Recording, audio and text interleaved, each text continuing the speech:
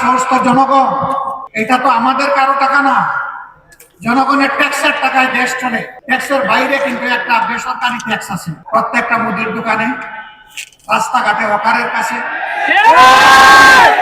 এমনকি রাস্তার পাশে বসে যে ভাই বোনটি ভিক্ষা করে তার কাছ থেকে একটা ট্যাক্স নেওয়া হয়। ওই ট্যাক্সের টাকা আমরা আমাদের জনগণের হাতে তুলে দিতে চাই না। না শুধু তাই না, ওই ট্যাক্স বন্ধ করে দেওয়া হবে ইনশাআল্লাহ।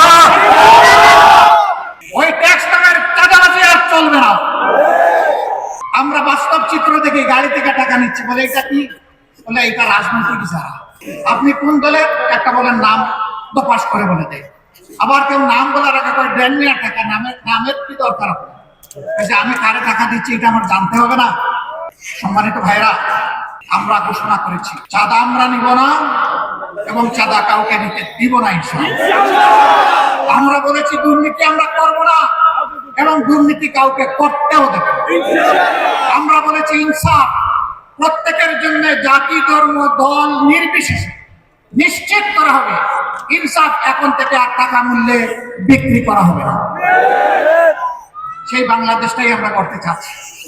এই বাংলাদেশ হবে শিশুর, যেই বাংলাদেশ হবে তরুণ তরুণীর, যেই বাংলাদেশ হবে যুবক যুবতীর, যেই বাংলাদেশ হবে একজন মুসলমানের, একজন হিন্দু, একজন বৌদ্ধ, একজন খ্রিস্টানের, যেই বাংলাদেশ হবে আপামর জনগণের, যেই বাংলাদেশ হবে শ্রমিকদের, যেই বাংলাদেশ হবে কৃষকদের।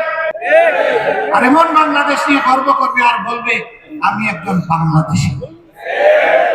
সেই বৈষম্যহীন বাংলাদেশ আমরা করতে চাই ইনশাআল্লাহ।